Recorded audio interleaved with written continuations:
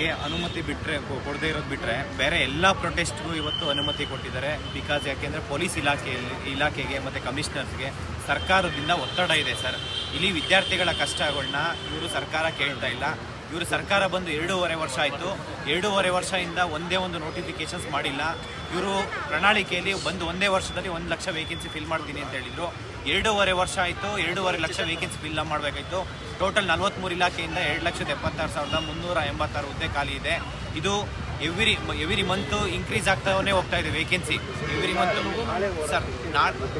Sir ಕೊಟ್ಟಿಲ್ಲ sir. ಇದು ನಾನು ತೀವ್ರವಾಗಿ ಖಂಡಿಸ್ತೀವಿ ಸರ್. ಇದನ್ನು ತೀವ್ರವಾಗಿ ಖಂಡಿಸ್ತೀವಿ ಸರ್. ಇದು ಹೋರಾಟ ನಾವು ಮಾಡಬೇಕಾ ಇಲ್ಲ ಅಂತೇಳಿ ವಿದ್ಯಾರ್ಥಿಗಳ ಹತ್ರ ಚರ್ಚೆ ಮಾಡ್ತಾ ಇದ್ದೀವಿ ಸರ್. ಏನು ಮಾಡಬೇಕು ಅಂತ ಹೇಳ್ಬಿಟ್ಟು ಖಂಡಿತ ಹೋರಾಟ ಮಾತ್ರ ಯಾರು ನಮ್ಮ ಒಂದು ಫಂಡಮೆಂಟಲ್ ರೈಟ್ಸ್ನ ಯಾರು ಕಿತ್ಕೊಳಕ್ಕಾಗಲ್ಲ ಸರ್. ಇದು ಪ್ರಜಾಪ್ರಭುತ್ವದಲ್ಲಿ ನಮಗೆ ಒಂದು ಹೋರಾಟ ಮಾಡೋಂಥ ಹಕ್ಕಿದೆ. ನಮಗೆ ಆ ಹಕ್ಕನ್ನು ಕೇಳ್ತಾ ಇದ್ದೀವಿ. ನಾವು ನವೆಂಬರ್ 26ನೇ ತಾರೀಕು ಕೊಟ್ಟಿರೋಂಥ ಒಂದು ಪರ್ಮಿಷನ್ಸ್ ಲೆಟರು ಇಲ್ಲಿವರೆಗೂ ಸುಮಾರು 15 ದಿನ ಆಗಿದೆ. ನಾವು 15 ದಿನ ಮುಂಚೆನೇ ಲೆಟರ್ ಕೊಟ್ಟಿದ್ದೀವಿ ಹೋರಾಟಕ್ಕೆ ಅಂತೇಳಿ. ಎಲ್ಲ ಪರ್ಮಿಷನ್ಸ್ಗೂ ಎಲ್ಲ ಹೋರಾಟಕ್ಕೂ ಪರ್ಮಿಷನ್ಸ್ ಕೊಟ್ಟಿದ್ದಾರೆ. ವಿದ್ಯಾರ್ಥಿಗಳ ಹೋರಾಟಕ್ಕೆ ಮಾತ್ರ ಪರ್ಮಿಷನ್ಸ್ ಕೊಟ್ಟಿಲ್ಲ ಅಂತಂದರೆ ರಾಜ್ಯ ಸರ್ಕಾರ ಏನು ಮಾಡ್ತಾ ಇದೆ ಸರ್? ಇಲ್ಲಿ ಸೆಷನ್ ಒಳಗಡೆ ಇಲ್ಲಿ ಹನಿಮೂನ್ ಸೆಷನ್ ಆಗಿದೆ. ಇದು ಸುವರ್ಣಸೌಧದಲ್ಲಿ ವಿದ್ಯಾರ್ಥಿಗಳ ಪರವಾಗಿ ಯಾವುದೂ ಚರ್ಚೆ ಆಗ್ತಾ ಇಲ್ಲ. ವಿದ್ಯಾರ್ಥಿಗಳ ಪರವಾಗಿ ಏನು ಕಾನೂನು ರೀತಿ ತೊಡಕಿದಾವೆ ಅದ್ರ ಬಗ್ಗೆ ಒಂದೂ ಚರ್ಚೆ ಮಾಡ್ತಾ ಇಲ್ಲ. ಕಾನೂನು ರೀತಿಯಲ್ಲಿ ಒಳ ಮೀಸಲಾತಿ ಇರ್ಬೋದು, ಒಂದು ಮತ್ತೆ ರಿಸರ್ವೇಷನ್ ಇಶ್ಯೂಸ್ ಇರ್ಬೋದು, 50ರಿಂದ 56%, ಮತ್ತೆ 3A 3AB ಅಭ್ಯರ್ಥಿಗಳಿಗೆ ಏನು ಅನ್ಯಾಯ ಆಗ್ತಿದೆ ರಿಸರ್ವೇಷನ್ ನೇಮಕಾತಿಯಲ್ಲಿ, ಆದರೂ ಕೂಡ ಇದು ವಿದ್ಯಾರ್ಥಿಗಳು ಇದ್ರ ಬಗ್ಗೆ ಏನೂ ಚರ್ಚೆ ಮಾಡ್ತಾ ಇಲ್ಲ. ಈ ಸುವರ್ಣಸೌಧದಲ್ಲಿ ಸುಮ್ಮನೆ ಎಂಜಾಯ್ ಮಾಡಕ್ಕೆ ಬಂದಿದ್ದಾರೆ.